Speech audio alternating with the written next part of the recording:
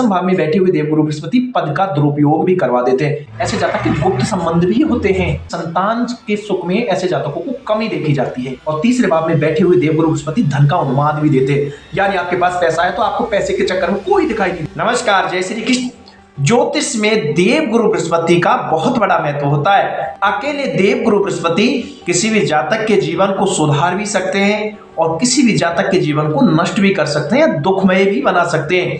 अब आज के इस वीडियो में हम जानेंगे कि आपकी जन्म कुंडली में देवगुरु बृहस्पति कहां पर बैठे हुए हैं और कहां पर बैठे हुए हैं, वो आपको कैसे परिणाम दे रहे हैं। क्या आपको दुखद परिणाम तो नहीं दे रहे, और यदि दुखद परिणाम दे रहे हैं तो उनसे हम सुखद परिणाम कैसे ले, और यदि वो सुखद परिणाम दे रहे हैं तो और ऐसे क्या उपाय करें जिससे वो और अच्छे सुखद परिणाम देने लग जाए। अतः आज का ये वीडियो आपके लिए बहुत महत्वपूर्ण होने वाला है। वीडियो में अंत तक जरूर बने रहें। आगे बढ़ते हैं और जानते हैं कि देवगुरु बृहस्पति आपके जन्म कुंडली में कहां बैठे हैं और कहां पर बैठकर कैसे फल दे रहे हैं। प्रिय मित्रों, आगे बढ़ने से पहले यदि आप मेरे YouTube चैनल पर नए हो तो चैनल को लाइक और सब्सक्राइब जरूर कर लें और बेल आइकन के बटन को ऑन करना तो बिल्कुल भी ना भूलें। मित्रों, जन्म कुंडली में 12 भाव माने गए हैं। ये जो स्क्रीन पर आप देख रहे हो, जहां 1 लिख रखा है वो पहला भाव, ऐसे 2 लिख रखा वो दूसरा भाव, 3 लिख रखा तीसरा भाव, ऐसे ही जो 12 तक की गिनती लिख रखी है, ये इस जन्म कुंडली के भावों को दर्शा रही है। वैसे तो ये संख्या राशियों को दर्शाती है, लेकिन हमने मेष लग्न की ही कुंडली बनाई है, इसलिए जहां पहला लिख रखा है वो पहला भाव। अतः आप इससे समझने का प्रयास करें। अब आप ये देखें कि आपकी जन्म कुंडली में देवगुरु बृहस्पति कहां पर बैठे हैं। यदि आपके पास आपकी जन्म पत्री है तो आप जन्म पत्री खोल सकते हैं, और यदि आपके पास आपकी जन्म पत्री नहीं है तो आप गूगल पर जाए, कोई भी फ्री कुंडली सॉफ्टवेयर टाइप करें, आपको बहुत सारी कुंडली बनाने के फ्री के सॉफ्टवेयर मिल जाएंगे। वहां आप अपनी डिटेल भरें और आपकी कुंडली देखें और उसमें देखें कि देवगुरु बृहस्पति कहां पर बैठे हुए हैं और आपको कैसे फल दे रहे हैं। अब देखिए, यदि पहले भाव में जहां 1 लिख रखा है वहां पर देवगुरु बृहस्पति बैठे हैं तो यहां पर देवगुरु बृहस्पति का बैठना आपके लिए अति शुभ है। केंद्र में जब देवगुरु बृहस्पति बैठ जाते हैं तो समस्त प्रकार के दुष्प्रभावों का नाश करने वाले होते हैं। देखिए, यहाँ पर देवगुरु बृहस्पति आपको क्या क्या देंगे। यहाँ पर बैठकर देवगुरु बृहस्पति आपको मल्टी डायनामिक पर्सनैलिटी बनाएंगे, यानी बहुमुखी प्रतिभा का धनी बनाएंगे। बहुत सारे कार्य आप करना जानते होंगे, आप एक साथ भी कहीं अनेक प्रकार के कार्य कर सकते हैं। आपको धनवान बनाते हैं, लेकिन आप साथ साथ स्वार्थी भी होते हैं। तो आपके स्वास्थ्य को तो दुरुस्त रखते हैं, आपके स्वास्थ्य में तो कहीं दिक्कत नहीं रहती, लेकिन पेट से रिलेटेड प्रॉब्लम से दे सकते हैं। ऐसे जातक का पेट निकला हुआ हो सकता है, फैट की समस्या भी ऐसे जातक को सता सकती है। वैसे ऐसा जातक बहुत इंटेलिजेंट होता है, बुद्धिमान होता है, इंट्यूशन पावर उसके बहुत हाई होते हैं। अब बात करते हैं कि यदि आपकी जन्म कुंडली के दूसरे भाव में देवगुरु बृहस्पति बैठे हुए हैं तो ये आपको क्या फल दे रहे हैं। जब जन्म कुंडली के दूसरे भाव में देवगुरु बृहस्पति बैठ जाते हैं तो वो आपके धन में वृद्धि करते हैं, आपकी सेविंग में भी वृद्धि करते हैं। ऐसा जातक बोलने में बहुत अच्छा होता है, लेकिन कभी कभी अच्छा बोलने के चक्कर में बहुत ज्यादा बोल जाता है, इसलिए कई बार ऐसा जातक को वाचाल की भी संज्ञा दी जाती है, यानी बहुत अधिक बोलने वाला भी कई बार ऐसा जातक देखा जा सकता है। ऐसा जातक दूसरों को व्यर्थ का भी ज्ञान देता है। हालांकि ऐसा जातक जीवन भर बहुत सारे पैसे कमाता है, पैसे की उसके जीवन में कभी कमी नहीं रहती, यानी दूसरे भाव में बैठे हुए देवगुरु बृहस्पति आपको अच्छे ही फल देते हैं। अब बात करते हैं कि यदि तीसरे भाव में देवगुरु बृहस्पति बैठ जाए तो आपको कैसा फल देंगे।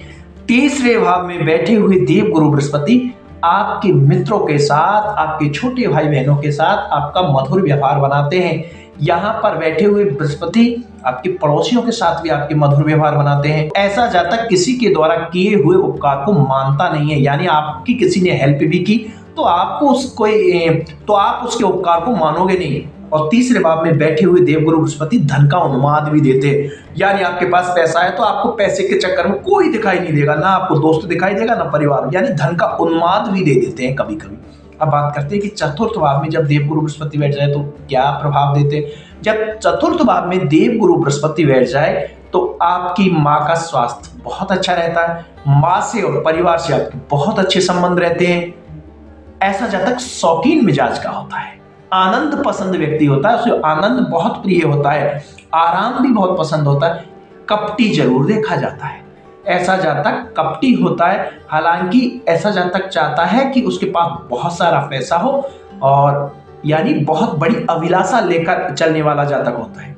अब बात करते हैं कि यदि आपकी जन्म कुंडली के 5वें भाव में, जहां पर 5 लिख रखा है, वहां पर देवगुरु बृहस्पति बैठे हैं, तो वो आपको क्या फल दे रहे हैं। पंचम भाव में बैठे हुए देवगुरु बृहस्पति व्यक्ति को बुद्धिमान बनाते हैं। ऐसे जातक का आईक्यू लेवल बहुत हाई लेवल का होता है, इंट्यूशन पावर भी बहुत हाई होता है, प्रेम तो मिलता है लेकिन देरी से मिलता है, और अपने प्रेमी के सामने झुकता नहीं है। ऐसा जातक कहीं ना कहीं अपने अहंकार के कारण अपने प्रेमी को भी उतना महत्व नहीं देता है। ऐसे जातक को संतान का बहुत अच्छा सुख मिलता है। अब बात करते हैं कि छठे भाव में यदि देवगुरु बृहस्पति बैठ जाए तो वहां पर क्या फल देते हैं। जब किसी भी जातक की जन्म कुंडली के छठे भाव में देवगुरु बृहस्पति बैठ जाए तो ऐसा जातक अच्छी जॉब करता है, शत्रुओं पर हमेशा विजय प्राप्त करने वाला रहता है, रोग ऐसे व्यक्ति को कभी सताते ही नहीं है, और मोटापा ऐसे जातक को सता सकते हैं। ऐसा जातक धार्मिक कार्यों में भी खूब पैसे खर्च करता है। अब बात करते हैं कि जब जन्म कुंडली के 7वें भाव में देवगुरु बृहस्पति बैठ जाए तो वहां पर बैठे हुए देवगुरु क्या फल देते हैं। जब किसी भी जातक की जन्म कुंडली के 7वें भाव में देवगुरु बृहस्पति बैठ जाए तो वो विवाह में तो थोड़ा सा देरी करते हैं, लेकिन पत्नी के साथ उनके बहुत अच्छे संबंध रहते हैं, पार्टनर के साथ बहुत अच्छे संबंध बनाते हैं। यदि कोई बिजनेस पार्टनर है तो उनके साथ भी उनके संबंध बहुत अच्छे रहते हैं। वो अपने बिजनेस को, पार्टनरशिप के बिजनेस को बहुत अच्छी तरह से मैनेज कर सकते हैं। हालांकि संतान के सुख में ऐसे जातकों को कमी देखी जाती है। अब बात करें कि अष्टम भाव में बैठे हुए देवगुरु बृहस्पति, जब किसी भी जातक की जन्म कुंडली के अष्टम भाव में देवगुरु बृहस्पति बैठ जाए तो ऐसा जातक गूढ़ विद्याओं का ज्ञाता होता है। उन्हें गूढ़ विद्याओं का ज्ञान प्राप्त करने में बहुत रुचि होती है, जैसे एस्ट्रोलॉजी हो गई, न्यूमरोलॉजी हो गई, या कोई तंत्र मंत्र, किसी भी प्रकार की गूढ़ विद्याओं में उसकी हमेशा रुचि होती है। रिसर्च करना ऐसे जातक को बहुत पसंद होता है। ऐसा जातक रिसर्च करता है। धार्मिक कार्यों में भी ऐसा जातक खूब पैसा खर्च करता है, लेकिन धार्मिक कार्यों में खर्च किए गए पैसे का उसे अहंकार भी रहता है।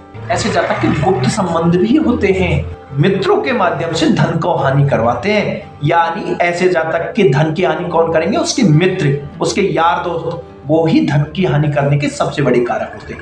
अब बात करते हैं किसी जातक की जन्म कुंडली के 9वें भाव में यदि देवगुरु बृहस्पति बैठ जाए तो वो क्या करते हैं। जब 9वें भाव में देवगुरु बृहस्पति बैठ जाए तो ऐसा जातक भाग्यवान होता है, भाग्य उसका पूरा काम करते हैं। 9वें भाव के कारक भी है देवगुरु बृहस्पति। ऐसे जातक पिता का, अपनी बुजुर्गों का पूरा सम्मान करने वाला होता है। धर्म का उसे अहंकार होता है, उसको लगता है कि मेरे से ज्यादा धार्मिक कोई नहीं है, मेरे से ज्यादा ज्ञानवान भी कोई नहीं है। ये उसमें ऐसे जातक में अहंकार बना रहता है। बात करते हैं कि जब जन्म कुंडली के 10वें भाव में देवगुरु बृहस्पति बैठ जाए तो ऐसा जातक क्या करता है। 10वें भाव में बैठे हुए देवगुरु बृहस्पति व्यक्ति को मैनेजमेंट पावर देते हैं। ऐसा जातक बहुत अच्छा मैनेजमेंट हो सकता है। आप अपने कार्य को पूरी दृढ़ता और ईमानदारी से करने वाला रहता है, लेकिन कई बार 10वें भाव में बैठे हुए देवगुरु बृहस्पति पद का दुरुपयोग भी करवा देते हैं। अतः ऐसे जातक को चाहिए कि अपने पद का कभी भी दुरुपयोग ना करे। ऐसा जातक महाअभिमानी भी होता है, उसका अभिमान चरम सीमा पर होता है। अब बात करते हैं कि एकादश भाव में यानी 11वें भाव में जब देवगुरु बृहस्पति बैठ जाए तो वो जातक को कैसे फल देते। 11वें भाव में देवगुरु बृहस्पति बैठ जाए तो ऐसा जातक इनकम के नए नए स्रोत यानी आय के नए नए माध्यम ढूंढता रहता है, और ऐसे जातक के जीवन में आय की कभी भी कमी नहीं रहती। आय उसके कहीं ना कहीं से होती ही रहती, लेकिन फिर भी कृपण होता है यानी कंजूस होता है। इनकम तो खूब करेगा लेकिन उतना खर्च नहीं कर पाता है। अपने धन को खर्च नहीं करेगा, दूसरे लोगों के धन को खर्च करवाएगा, यानी दूसरों के धन को खर्च करवाने में उसे बड़ा मजा आता है। अब बात करते हैं कि 12वें भाव में, तो 12वें भाव में बैठे हुए देवगुरु बृहस्पति क्या फल देते। 12वें भाव में देवगुरु बृहस्पति बैठ जाए तो ऐसा जातक बहुत लंबी लंबी धार्मिक यात्रा करने वाला होता है। विदेश से जुड़े हुए कार्यों में उनकी हमेशा रुचि रहती है, लेकिन कभी कभी विवेकहीनता देखी जा सकती है।